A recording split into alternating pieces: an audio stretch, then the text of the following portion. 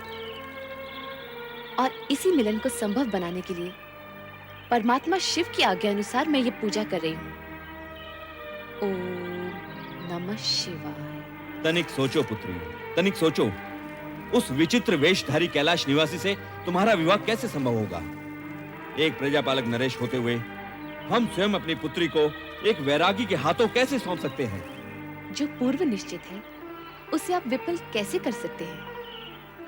मेरा जन्म ही देवेश्वर शिव की चरणों की सेवा के लिए हुआ है पिताश्री। ये तुम्हारा भ्रम है सती। स्वप्न की बातें कभी सत्य नहीं हुआ करती। तुम जो कुछ भी कर रही हो वो तुम्हारे भ्रम का परिणाम है। छोड़ दो ये सब व्यर्थ की बातें।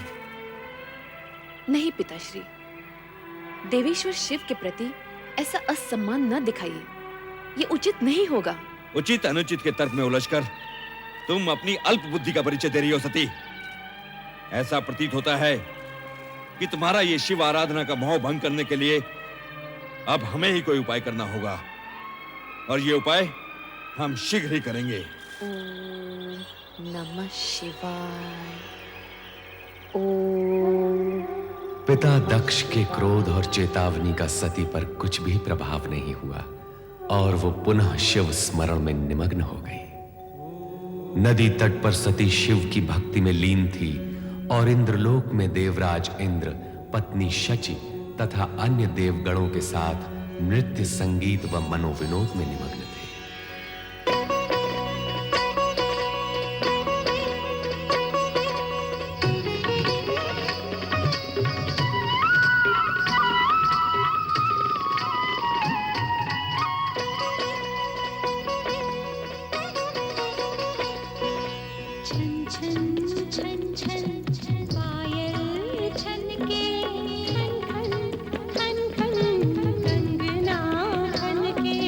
छन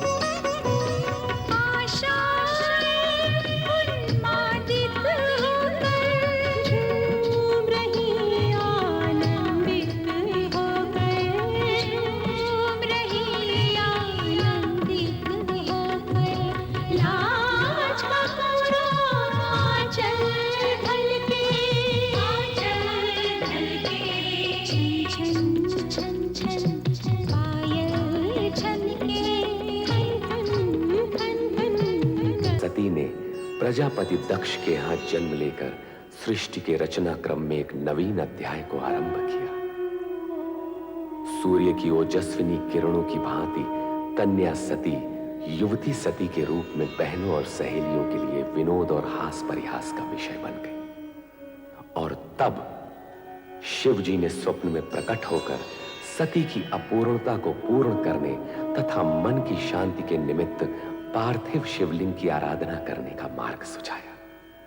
अपने स्वप्न को माता वीरणी से कह सुनाया सती ने, और वो नदी किनारे ओम नमः शिवाय के पंचाक्षरी मंत्र का जाप करने में निमग्न हो गई। किंतु दक्ष को अपनी प्रिय पुत्री का इस प्रकार कठोर तपस्या करना नहीं रुचा।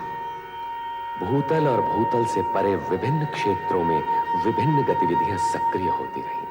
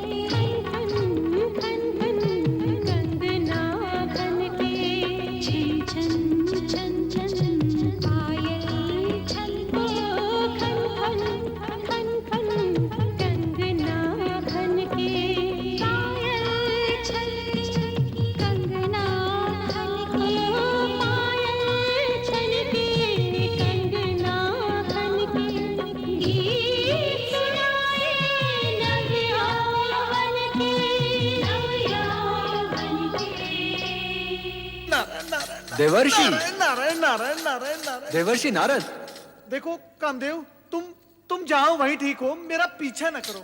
देवर्षि आप यहाँ पधारे और तुरंत ही विमुख होकर चल दिए। ये तो देवलोक का अपमान हुआ। नारायण नारायण, परंतु कामदेव देखो, आप तो देव ऋषि हैं, भगवान विष्णु के परम भक्त और उनके प्रिय पात्र।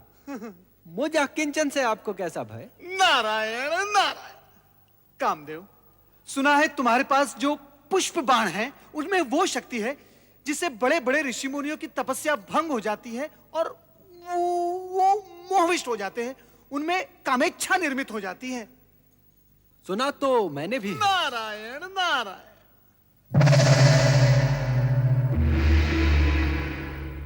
किंतु मैं पुष्प बाण की इस शक्ति को देखना भी चाहता हूँ। किसी सुपात्र पर इसका प्रयोग करना चाहता हूँ। और आप? नारायण नारायण।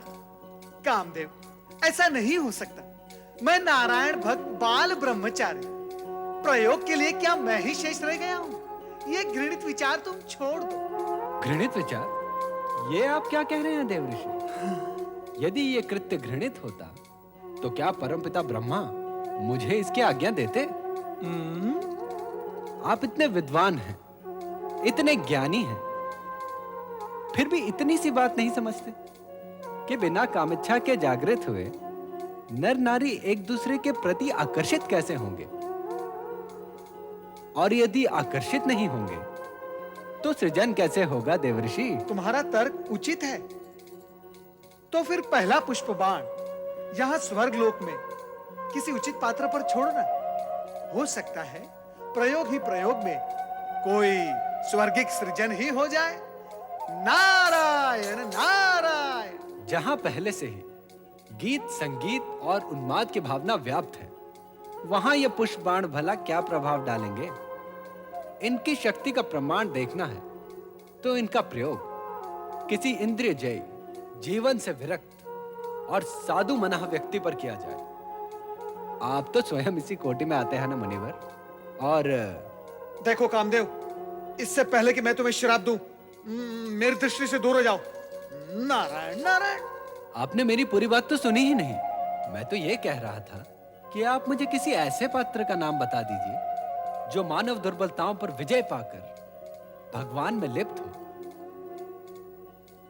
देवर्षि, हर ऐसे स्थान में तो आपका आना जाना लगा ही रहता है जहां प्रभु का नाम लिया जा रहा हो। कृपा करके कुछ बताइए ना। देवी संध्या। देवी संध्या? ये कौन है देवर्षि? एक ब्रह्मचारिणी जो दिन रात ऋषि मुनियों के सत्संग में रहकर मानवीय दुर्बलताओं पर विजय प्राप्त कर चुकी है। कामदेव, मुझे पूर्ण विश्वास है कि उस पर आपके ये पुष्प बाण व्यर्थ जाएंगे। यही तो देखना है देवर्षि। और हां, सुपात्र की खोज में सहायता देने के लिए धन्यवाद। नारायण नारायण। ब्रह्मचारिणी संध्या। ओम आदित्याय नमः ओम आदित्याय नमः ओम आदित्याय नमः ओम वैश्वनराय नमः ओम वैश्वनराय नमः स्वाहा ओम वैश्वनराय नमः स्वाहा ओम आदित्याय नमः स्वाहा ओम आदित्याय नमः स्वाहा ओम वैश्वनराय नमः स्वाहा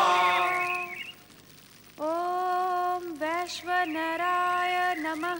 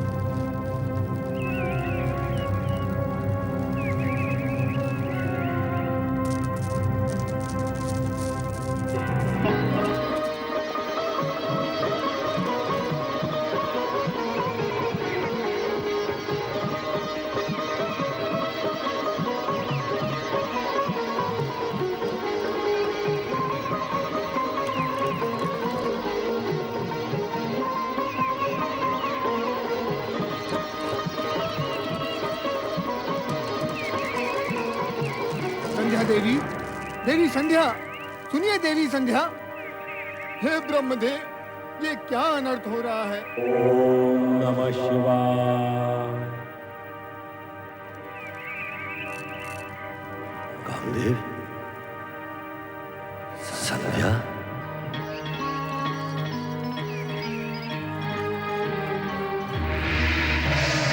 कामदेव,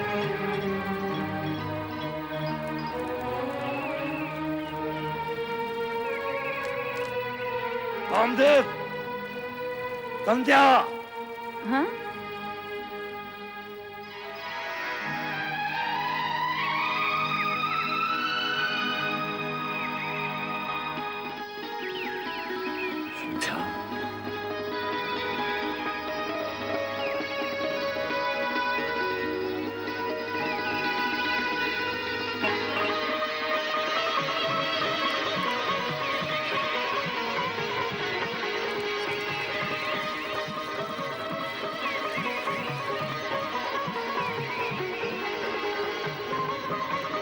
हे भगवान शिव, ये क्या अनर्थ हो रहा है? यदि अरण्यों में स्थित ये पुण्य स्थल भी भोग स्थल बनने लगे तो आप में रमे हम भक्तों का क्या होगा, इस संसार का क्या होगा। हे प्रभु, हमारी रक्षा कीजिए, रक्षा कीजिए प्रभु, रक्षा कीजिए प्रभु, रक्षा कीजिए, हे प्रभु रक्षा कीजिए, रक्षा कीजिए।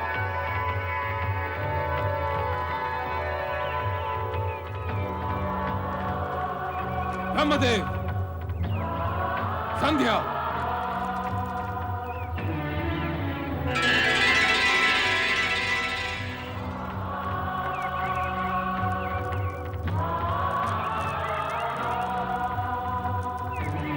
ब्रह्मदेव, सृष्टि रचना के साथ साथ धर्म, नीति, सदाचार आदि का प्रचार तथा उनके नियम पालन के लिए प्रेरणा देना भी आपका ही उत्तरदायित्व है। हमें खेद है, आपके मानस पुत्र कामदेव ने तो इस पावन वातावरण को कलुषित करने का प्रयास किया ही। आप स्वयं भी अपनी मर्यादा, अपने स्थान और अपने उत्तरदायित्व को भुलाकर इस निर्लज कृत्य में लीन हो गए। और देवी संध्या, तुम्हारा चरित्र तो न जाने कितनों के लिए आदर्श रहा है। सुनते थे पाषाण भले ही पिघल जाए, किंतु देवी संध्या के ब्रह्मचार्य कवच को भेद कर एक कामदेव तो क्या, यदि 100 भी प्रयास करें तो टिका नहीं सकते। किंतु तुम्हारा भी क्या दोष, जब शिष्टा ही डगमगाने लगे तो अनर्थ होना तो अवश्यंभावी है। हे देवाधिदेव सदाशिव, मैं अपनी भूल को स्वीकार करता हूं। अपने मानस पुत्र मनमत मनोज के प्रमाद का अवलोकन करने में मैं ऐसा खो गया कि स्वयं को ही भूल गया। मैं अपने कृत्य पर लज्जित हूं और आपसे क्षमा याचना करता हूं।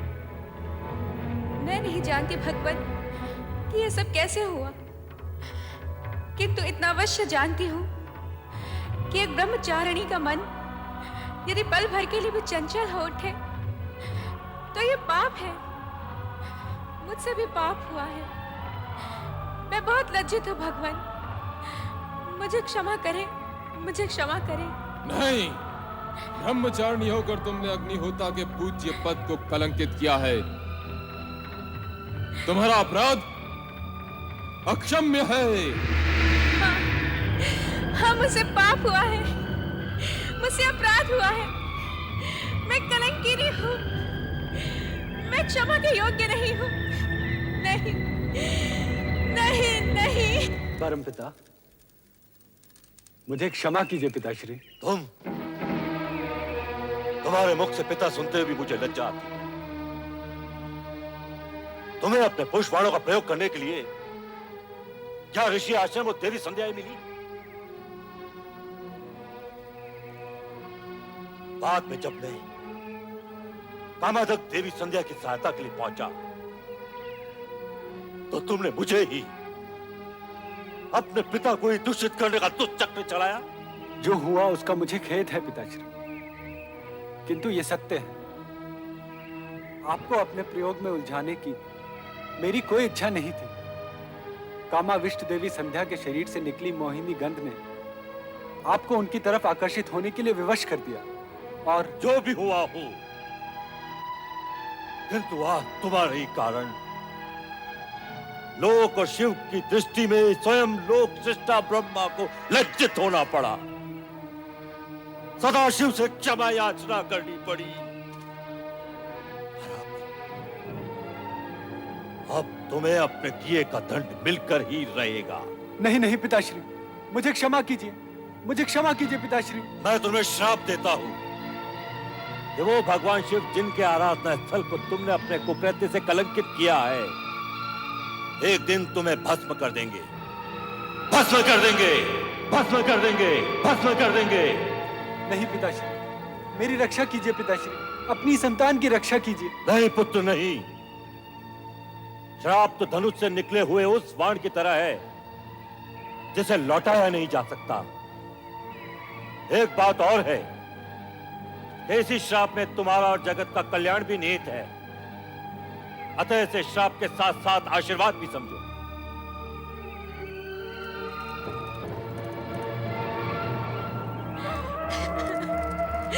मैं पापी हूँ, मैं अपराधी हूँ, मैं पापी हूँ, मैं कलंकिनी हूँ, मैं कलंकिनी हूँ, मैं कलंकिनी हूँ, मैं कलंकिनी हूँ, मैं कलंकिनी हूँ, मैं कलंकिनी हूँ, मैं कलंकिनी हूँ, मैं कलंकिनी हूँ, मैं पापी हूँ, मैं पापी हूँ, मैं पापी हूँ, मैं कलंकिनी हूँ।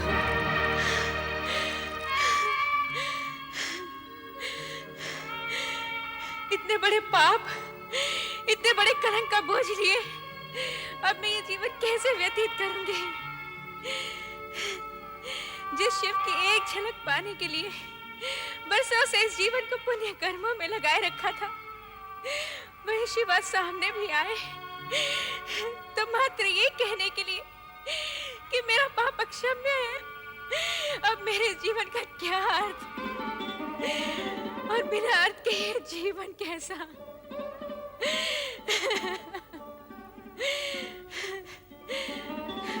तो आज मैं इस जीवन का अंत ही किए देती हूँ। ठहरो देवी संध्या, इस तरह स्वयं को समाप्त करने का तुम्हें कोई अधिकार नहीं। तुम ब्रह्मदेव की मानस पुत्री हो। तुम अपनी भूल का प्रायश्चित भी वैसे ही करोगी जैसे ब्रह्मा जी चाहेंगे। ओम नमः शिवाय, ओम नमः शिवाय, ओम नमः शिवाय, ओम नमः शिवाय, ओम नमः शिवाय, ओम नमः शिवाय। ब्रह्मा जी, ऋषि श्रेष्ठ वशिष्ठ, प्रणाम देव।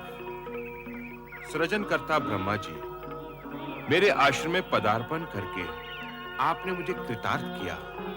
आसन ग्रहण करके जलपान करे देव। हम तुम्हारे पास चिंता युक्त आए हैं। हमारे ही मानस पुत्र कामदेव से आज एक बहुत बड़ा अपराध हुआ है। उसने महर्षिनी संध्या को अपने पुष्पबाण से कामावेशित कर दिया, जिससे आश्रम का वातावरण दूषित होने लगा। तब देवादिदेव श्री शिव शंकर ने एक ऋषि के आह्वान पर देवी संध्या को बहुत प्रताड़ित किया। पाप बोझ से लज्जित संध्या अपने जीवन का अंत करने ही वाली थी, किंतु उसे यह कहकर रोक दिया गया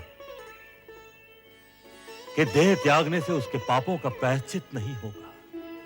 आपकी बातों से ऐसा लगता है सृजनहार कि देवी संध्या ने ये भूल जानबूझकर नहीं की।